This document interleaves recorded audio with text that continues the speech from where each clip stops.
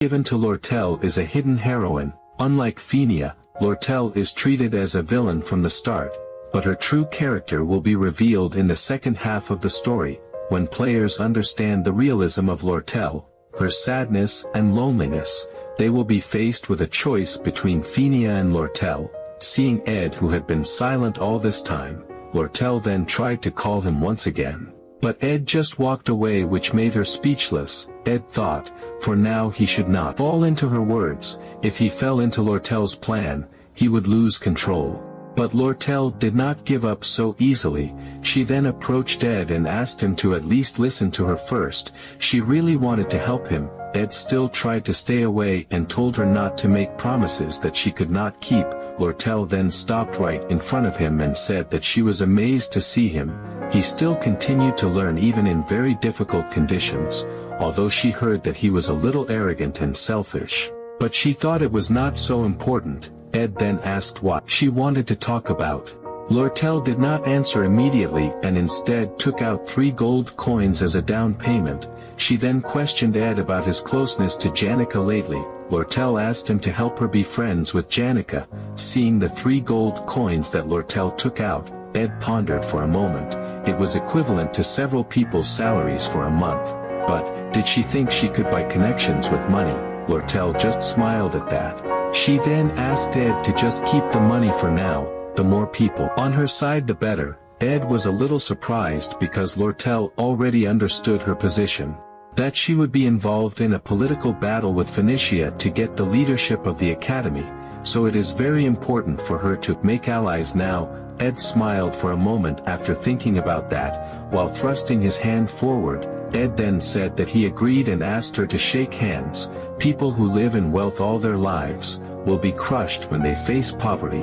It is very easy to crush those who are already cornered like this, even if it is just for a small amount of money. They are willing to sell their families, even their dignity and self-respect just for 1 gold coin. It's easy to dominate those who are desperate. Unfortunately, it won't happen. Looking at the 3 gold coins that are now returned to her, Lortel feels this is interesting. She can only stare at Ed, who is now slowly moving away from her sight, while Ed himself is feeling very upset at the moment. If he accepts it, his burden might be reduced. It's a pity, but if he brings the newbie Crusher and Janica together, he can't even imagine what bad things will happen. It's important to avoid anything that can change the original storyline. That night, despite being faced with Ed's sharp attitude, but Lortel did not feel offended at all. She then approached Janica in her dormitory, always calculating profit and loss, a smart merchant who never let go of an opportunity. Janica was surprised when Lortel suddenly came to her. Seeing Lortel with her hair down made her look different in Janica's eyes, and Lortel became more determined to make Janica Feylover her ally. Lortel then asked if she remembered the incident during the joint combat training a few days ago. There was a big commotion because she used an intermediate spell that should have been banned. It was a long time ago. But she really wanted to apologize. Lortel just wanted to see how great the second year's best student was, even though she was injured, but it was a high price she had to pay. Seeing Janica, who looked worried at her wound, Lortel immediately asked her not to worry. It would soon heal. Janica seemed like a hero in a fairy tale to her. She wondered if she used her guilt, would she be easier to overcome? But she was then surprised when Janica suddenly asked, did things not go well with Ed? She then asked what she meant. Smiling, Janica said. She tried to refrain from talking about personal matters as much as possible. The spirit loves to chat. Almost everything she said near the North Forest reached her ears. Lortel then asked for an answer about the deal she made with Ed related to her. Janica said she was touched that Lortel was willing to invest gold coins to be close to her, but sincerity is not something that money can buy. For her, Ed's approach made her more touched. Janica then corrected her attitude because she felt that she was too arrogant as a senior. Seeing that, Lortel thought she should correct her judgment on Janica. Janica then said that she had to leave now. She had to prepare a lot of things to make a contract with High Spirit. She had gotten a lot of support lately, so she had to work hard. It was a misunderstanding to think that Janica Feylover was a fairy tale hero. Janica then suddenly paused. She then apologized for the incident for hurting her. Lortel thought Janica was a person who even knew the dark side of the world. Janica wished her a speedy recovery. She's a person who maintains her cheerful personality. Janica then left there. Lortel could only sigh and felt this was difficult, but strangely, earlier she felt like it was very dangerous. While Janica herself thought she had to work hard, she hoped good things would happen. The next day, the sun was shining so brightly that it shone on Ed's clothes that he was drying. There was also Lucy. She couldn't stand the smell, so she flew away immediately, which caused the clothes that Ed had just dried to become random. While picking up the clothes that had fallen, Ed then realized the presence of someone. She was the senior maid of the Ophilus residence, the best dormitory of the Sylvania Academy, Belle Maya. She was also the maid who had expelled Ed out of his dormitory before. Maya knew he was here because Janica often talked about him before, but she didn't expect him to live like this. Ed could only be silent hearing that. Maya was grateful that there was a good change in him. Ed could only agree to that while holding back his confusion. Maya's words buzzed in his ears, but his gaze kept drifting. Maids in the Ophilus residence handle all kinds of household tasks, including the food of the students. They are an elite group that organizes every task perfectly. The basket she carried contained high-quality ingredients that these elite maids gathered from the forest. This was valuable information that could not be found in books, Ed then recalled, in the episode where Maya influenced the storyline. While Ed was still deep in thought, Maya said he didn't have to be formal with her. He could talk to her like when he lived in Ophilus. But Ed said he wouldn't. Maya was quite confused to hear that. Ed then said, how could he not respect a maid who always worked hard like her? After Ed recalled, there was no episode where Maya directly influenced the story. Then, it wouldn't hurt for an extra like them to get closer to each other. Ed then heard the explanation of various edible berries, mushrooms, and herbs from Maya. His crafting skills were now improving. He could even make a fish trap with a 2-star difficulty level. He had enough meat and fish now. His food problem was almost solved. He then boiled something using ignition. His 2 basic spells, Ignite and Wind Blade, have now reached level 10, although it is only 2 basic spells, but he continues to use it every day. And before he knows it, it has already reached level 10. Soon the herbal tea that he boiled using ignition earlier has now finished. He used his basic spell to burn wood or cook. With that, his survival efficiency increased significantly. As proof, he has already finished all his work, although the sun has not set. To be honest, Ed is quite enjoying this. But he was then surprised when he saw something that was about to fall from the sky, until finally it fell and hit the place where he was. The impact of it made Ed thrown. He could only groan in pain. It was not clear exactly what had fallen from the sky, because the impact of the fall was so powerful that it made dust fly up, which caused impaired vision. Ed could only put on a confused look while wondering what happened. The residence he had built hard was also destroyed just like that. After a while, Ed was now slowly able to see what had fallen earlier. What was surprising was that it turned out to be Lucy. Lucy lamented that she was almost dead. Ed was immediately angry to see it. He also asked who could make the strongest mage in this world get goosebumps like that. Lucy then answered Belle Maya. Ed did not expect this at all. Lucy was just lazing around as usual, but for some reason, suddenly she got goosebumps. She saw a strong fist thrown at her. The attack was very sudden, so she had to teleport from there. It seemed that the blow would be very painful if it hit her. Ed was of course very upset to hear that. Lucy even asked if he had beef jerky. Unable to bear this, Ed then snapped Lucy's head for messing things up for such a trivial reason. But Ed was then surprised because there was absolutely no protective magic protecting Lucy. Lucy said her mana was gone. Ed was happy to hear that. With a cruel smile, he then snapped his fingers at Lucy in exchange for his house, which was now destroyed. Didn't stop there, he also snapped his fingers once again at Lucy instead of Maya.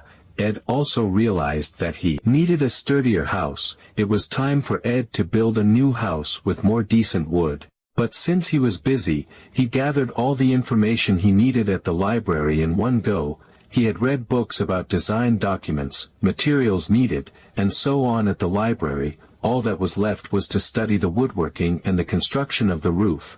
But he was then told by someone that soon the library would be closed. The person also praised Ed for being very diligent. Ed did not expect it to be this late. He apologized for it. That person was Ika Island, a first-year student of the Faculty of Magic. Ika did not mind it. Seeing a diligent learner like Ed even made her inspired to be even more enthusiastic in her way of learning. She then introduced herself to Ed. Seeing the anticipation on Ika's face, Ed thought there was something strange. It seemed like Ika wanted him to say his name to her. Ed then introduced himself, and Ika's reaction afterwards was as he expected. It seemed that her bad reputation had not disappeared. She was still too busy to be able to change it. But Ed was then surprised when Ika said, "The rumors turned out to be quite different from the reality." Ed had read all those complicated books in just a few days, and he had also read 6 technical texts today. They said that he acted all arrogant when they didn't even know anything. It seems that rumors can't always be trusted. Ika knows other people who are as diligent as him. Ika said she would support him. Ed thanked her for that. Ika then said goodbye and asked Ed to be careful on his way home. He also needed to close the library and then return to the dormitory, but Ed was then surprised when an earthquake suddenly struck which caused them to have difficulty standing up. Ika then felt scared when a large bookshelf was about to fall on her. Episode 1, the final chapter, Glaskin Showdown. The cause of all this turned out to be the magic circle summoned by someone, at 11:30 p.m., at the temporary camp in front of the student council. Thanks to the efforts of the protagonist, Taylor, and his group, many students have now been secured. It has been 2 hours since this unexpected disaster appeared. Isla said she had read about it in the elemental magic book. It was a summoning circle for Glaskin, the high-level dark spirit. Fenia felt that the situation was bad. The only person who had such a high spirit resonance was that person. The possibility of their enemy being the one who went crazy because of the dark spirit, the number 1 student in the 2nd year, Janica Fay Lover. They were silent for a moment hearing that. Taylor then said, "This is unfortunate, but they can't just stay silent. If what Isla said is true, then the shield around the academy can only be a time stall. If Glaskin is successfully summoned, it will only bring greater disaster. They must immediately go to the student council hall." Hearing that, Claire, the captain of the Royal Guard, said, "People outside the shield area will soon realize it. If the Royal Guard and the professors intervene, then the situation will be solved easily." Elvira Enistun, the first-year alchemy department, chimed in. "The shield made by the high-level dark spirit must be solid. They must solve this problem from the inside." The headmaster Abel is also not here. If they all unite, she was sure they would be able to defeat the dark spirit, but the gloomy Clebius Nortondale suddenly rejected the suggestion. They had to break through the middle-level spirit and then fight the spirit boss to be able to infiltrate the building and hold Janica. Not only that, there were 2 high-rank spirits inside. Clebius emphasized it very much, the high-rank berserk fire spirit Tarkon, and the high-rank spirit of darkness philosopher. It was tantamount to suicide. He did not want to participate. Hearing that, Lortel then asked if Janica could do that alone. Wasn't she too strong for a 2nd-year student, summoning and then maintaining that many spirits, while summoning Glaskin as well? Isla guessed that the majority of her strength must come from the power of the philosopher. Janica was just a container for its manifestation. Dark spirits are the main enemy of a spirit sorcerer. Their power is so great that makes them difficult to control by a spirit sorcerer. In fact, you could say that they are demons who play and control spirit sorcerers. That's why all spirit sorcerers guard their minds. Otherwise they can be devoured. No one knew how the Velosphere managed to control Janica, the most expert in the field of spirits, but that was not the most important thing right now. The crucial thing was to decide their future actions. There was only one person who could decide that. Zix then asked Fenia to instruct what they should do. Fenia was silent for a moment hearing that. The environment was suddenly silent as everyone waited for her decision. Suddenly, the words of the man who looked indifferent came to her mind. If only she could do that. Fenia then said they would move in an hour. Only trained people would move later, including herself, Claire, the best students from each year, and Class A students. They would only bring people whose abilities were tested, so Fenia asked to prepare them mentally. She would take full responsibility. Right after that, someone suddenly reported to her. They had finished gathering the workers who worked in the professor's building, but Audrey Hall and the magic potion warehouse were under attack. It seemed that they could not join them. In other words, only they could move. Fenia was dizzy because of that. There were no other students they could contact. But someone then hurriedly said, she had just come from the library. In the student library there was a friend of hers who was an apprentice librarian and one second-year student who was still there. Fenia then asked what their names were. The girl answered Ika Island. Zix was immediately surprised to hear that. He hurriedly asked the girl about the truth of her words. The girl said yes. She and Ika were studying Grimory's management together in the library. Zix then decided to immediately save Ika because he knew Ika couldn't protect herself. They then tried to calm him down. The library was quite far away. At the moment, their main priority was to defeat Janica, the root of the problem now. In the library there was also one second-year student trapped there. Maybe they should trust that student for now.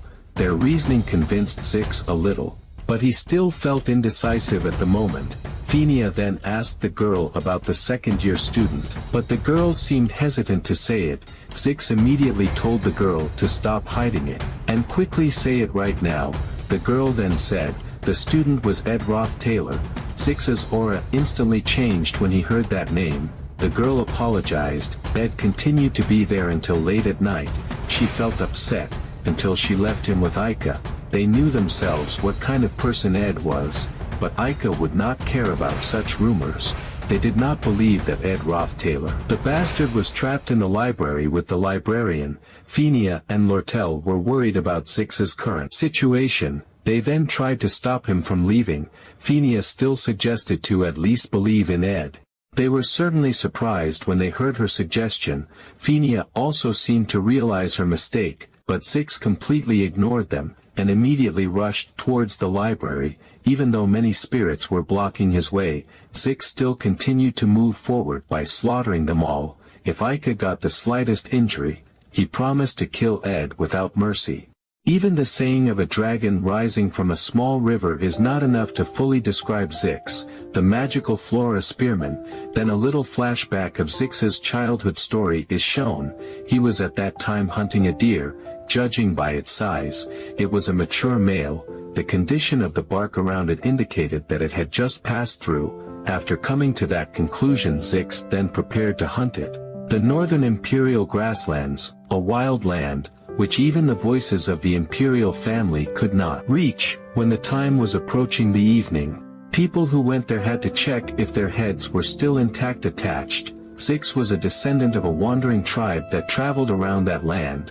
When he reached adulthood, he was separated from his family. Since when he was left behind, why he was left behind, could he return to his tribal life? No one knew. He had learned to hunt deer even before he learned to read letters. Instead of buying goods from the store, he was first good at looking for scraps of corpses on the side of the road. So the conclusion is, the life of a beast. Looking at Zix, who walked in the middle of the city while dragging his hunted deer, the people there seemed to be whispering about him, but Zix was confused when someone suddenly asked his name. Seeing the little girl in front of him, Zix then said his name. The girl felt that Zix was like a wolf walking on two legs. At that moment Zix realized the endless life of wandering in the vast northern grasslands. By eating animal carcasses found on the side of the road, sleeping under the moon as his roof, living like a wolf cub abandoned by his pack, he had lived such a lonely life. Seeing Zix, who suddenly cried, made the girl surprised. She then asked if he was okay. On the day he found a life companion, Zix then realized what loneliness felt like. Zix was then adopted by Ika's family. Ika and his father welcomed him as family. Pursuing a fast-flowing social life, his wild life gradually became a thing of the past, and the young wolf was now a human. But in order to protect Ika, he was willing to become a beast again. he had heard rumors about Ed Roth Taylor. He cheated on the exam paper and offended the princess, and bullied the junior students. Zix drove so fast that it destroyed the floor under him, but he was then surprised when he saw Ed in a badly injured condition. Seeing his arrival, Ed then asked who he was. Ignoring Ed's question, Zix then immediately asked where Aika was and why he was here now. Zix told him to immediately tell him where Aika was. Ed answered reading room number 3. Hearing that, Zix then immediately went to the place Ed mentioned and left him alone. Just as he had just arrived at reading room number 3, he immediately asked if she was okay. Seeing Aika, who was fine without any injuries despite being unconscious, Zix felt grateful. He really felt very grateful. But then he realized something. The bookshelf, which was heavy enough that even a grown man could hardly lift it, was installed like this to protect Aika. The curtains were closed so that the rampaging spirits could not see it. He then saw a writing on the blackboard nearby. The blackboard said, "If you come here, don't panic and stay here quietly. It should be over before dawn, so block the entrance well and don't provoke the spirits. Always think about your safety first and don't move carelessly." At that moment, Zix also realized someone had protected Aika. There was blood on the suit used for Aika's blanket, but Zix knew this was not her blood. He then saw the blood splatter that was visible outside the door of the reading room. Zix at that moment also knew who had protected Aika, even though the person himself was injured. He did not care about his injury and himself bleeding while protecting Aika. Zix was very confused why Ed did this, while Ed himself currently felt this was useless. 3 hours earlier, just as the earthquake had just hit which caused many books to fall, with a bloody condition, Ed finally managed to protect Aika from the bookshelf that almost fell on her. He was grateful that he had been training his strength, otherwise the situation would have been bad. This episode was going faster than he thought. Judging from the summoning circle, it seemed that the battle for the conquest of Glasgow had begun. But he was confident that Taylor could handle it. He felt that it was best not to pay attention to a place full of important characters in the story. He couldn't change the future at will, but time was precious. He couldn't just sit back without doing anything. Soon the rage of the low-level spirits would pour out, so Ed decided to block the entrance to prevent the raging spirits from entering, and use this opportunity to refine his cabin to be better. Now, he would eat the beef jerky he had brought and do research all night. But Ed suddenly remembered something. The reason Janika's ability was special was in her high proficiency in spirit understanding and spirit resonance. These two stats were developed through contact with spirits. Since meeting spirits belonged to the realm of talent, it was almost impossible for someone like Ed, who couldn't even see spirits, to raise his spirit stats. However, with Janika summoning so many tangible spirits, Ed could give him a lot of EXP. He would gladly take it. Ed could hardly believe his crazy leveling speed. Ignition had now reached level 12, and Spirit Magic had reached level 7. Only one level left, but unfortunately, Ed wondered if he combined Spirit Resonance and Spirit Understanding to surpass level 15, would he be able to make a contract with a spirit? But he had already tried to reach his limit.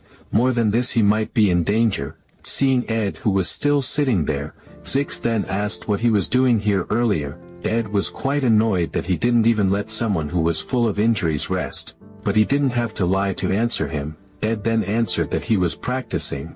Zix could only sigh at his answer. He certainly didn't believe Ed's answer. Even the most naive human couldn't believe it. Zix felt like he understood a little bit about what kind of person he was. All this time he turned out to be that kind of person. Ed was quite confused by his words. Zix then bowed to him and said that he owed him a big debt. He promised that he would definitely pay this debt when the opportunity came. Ed instantly realized that Aika must be Zix's lover. Actually, Aika's name was only mentioned in the plot book, so he kind of forgot about her. But Zix was a friend who always trusted Taylor from the beginning of the scenario to the end. A very important character, so he shouldn't be here. Ed then said to him, "It seems that you left the student council building and came straight here." If he had made sure that Aika was safe, Ed told him to leave quickly and do his own job, run to the student council building, help Taylor. just follow his words and all this can be taken care of. Zix was surprised when Ed suddenly mentioned Taylor and asked if he meant Taylor McClure. Ed said yes, the one who always barely avoided failure. Zix didn't understand why he looked up to Taylor so highly. He had never really talked to him, it was a matter of compatibility rather than assumption, especially since only Taylor's elemental slash could hurt the shell of the high fire spirit Tarkhan. In Act 1, Chapter 9, Taylor learned his signature skill, elemental slash. The success of this episode depended on that skill. If Taylor used elemental slash, they could win. Zix thanked him for his advice. There was not much time, so Ed told him to move quickly.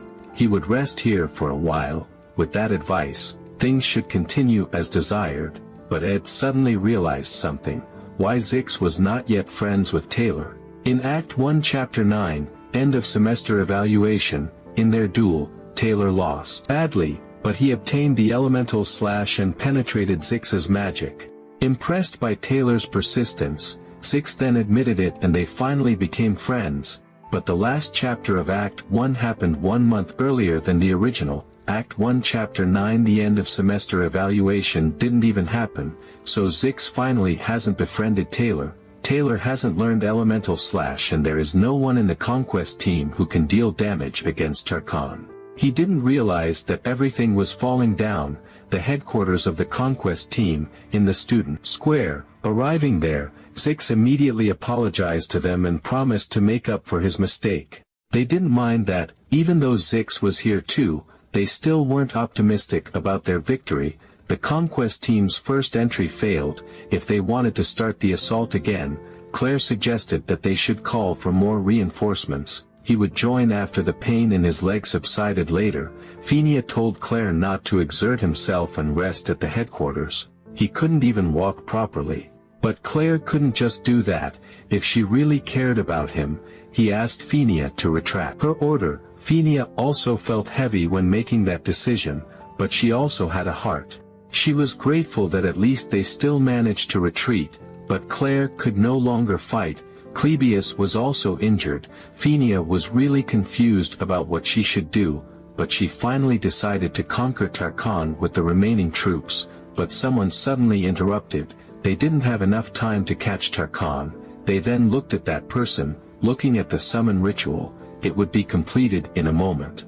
Favoritnya did not expect that he would come here. Actually, this was the situation Ed wanted to avoid the most, but there was no choice. He then suggested to divide the conquest team into two. He would lead one of them. Now, he himself would take care of the scenario.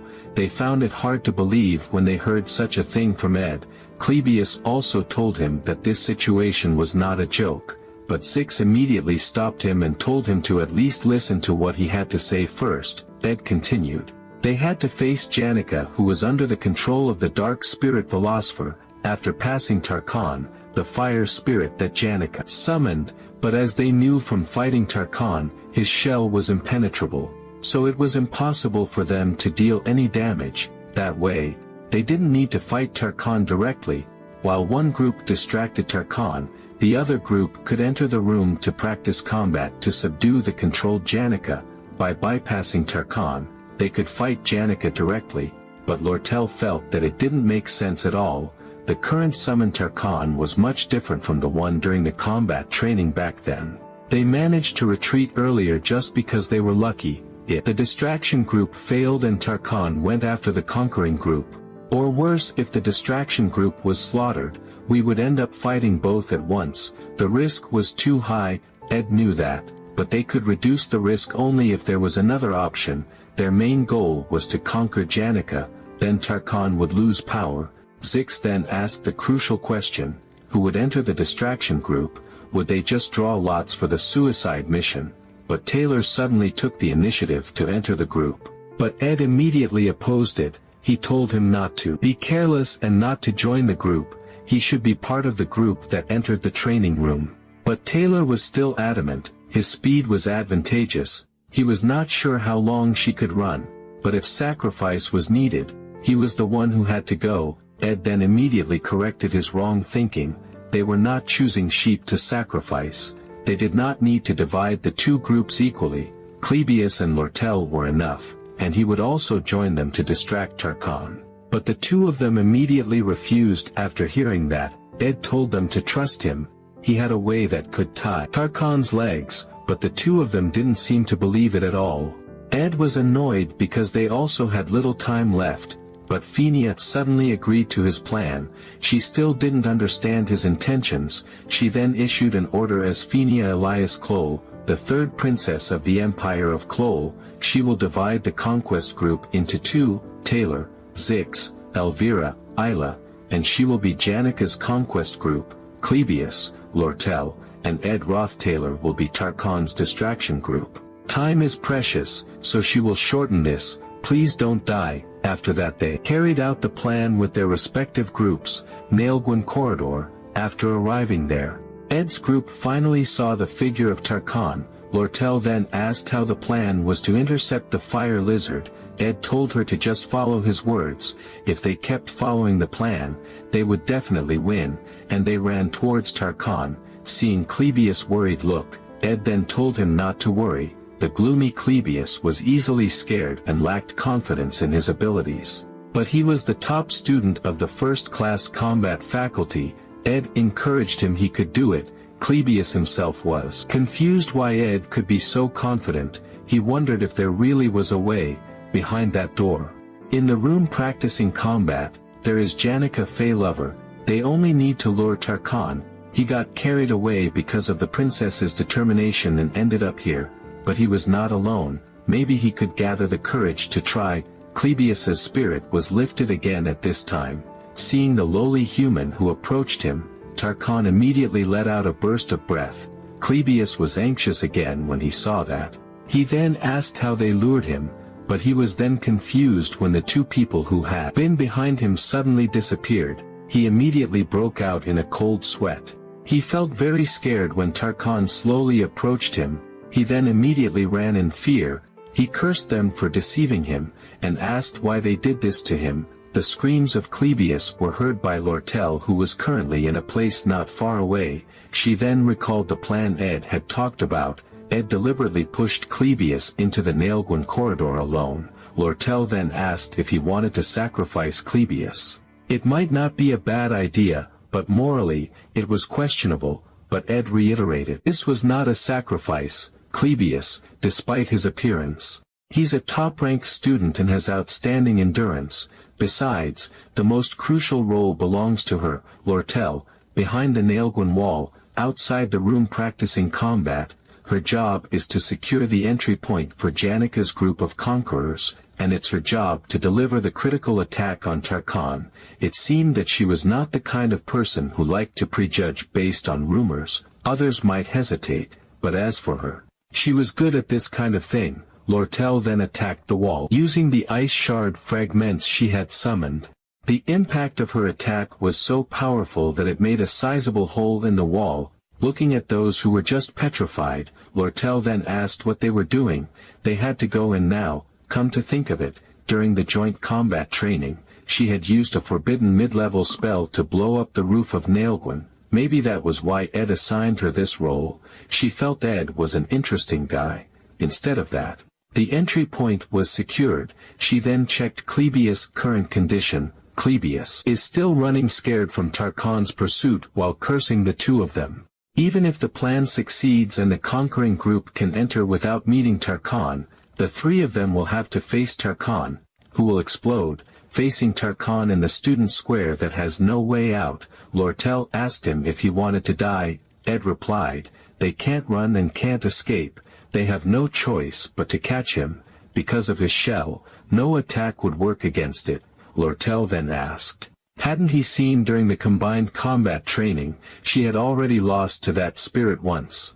And none of the hunting group members could even scratch him. Hearing her doubts, Ed then took out a pouch. They could use this for the shell. He told her to just gather her magic and prepare. Seeing the pouch he took out, Lortel then asked what it was. As he recalled the incident, Ed thought Lortel was right. Without elemental slash, among the members of the conquest group, no one could destroy Tarkan's shell. The ice wall created by Lortel could even be destroyed easily by him. Ed then entered into a room. what they needed was a powerful force. There he saw Lucy, who was still sound asleep, facing the last challenging chapter. There were few people who wanted to complete the objective to 100%, but he had tried it many times. Lucy was confused when someone suddenly interrupted her nap. Ed was annoyed that she could sleep at a time like this. After all, this was not daytime, this was night, since there was nowhere to rest after the shelter was destroyed. Lucy came to this rooftop, where she usually took a nap, more precisely, because she should not be involved in the scenario, so she continued to fall asleep. At that time Janika's condition was not good. Belle Maya became sensitive because of that. That's why Lucy, who escaped, ran out of magic and fell asleep. Originally, this is a game mechanism to eliminate character imbalance from the scenario. Lucy then suddenly woke up after smelling beef jerky. The beef jerky turned out to be from the bag that Ed showed Lortel earlier. Now, with this, Ed then crammed all the beef jerky in the bag into Lucy's mouth at once. This is not the time to fuss. Ed then looked like he was going to throw Lucy. His target was the burning lizard. Ed wondered if his reach would be enough. He then calmed himself down. He had done this many times in the military. He then threw Lucy as fast as he could and shouted to make them all duck. When everyone was desperate when faced with the extraordinary strength of Tarkan, Lucy then came. She cursed Ed for throwing her so cruelly, but Lucy's arrival was immediately able to block the breath attack thrown by Tarkan. Lucy then attacked Tarkan using her lightning magic, high-level lightning magic. Heavenly punishment. The attack was so powerful that it illuminated everything. Fortunately, the people around there were protected by Lucy's protective magic, which made them come out unharmed. Although from a distance, Ed was also affected by Lucy's attack.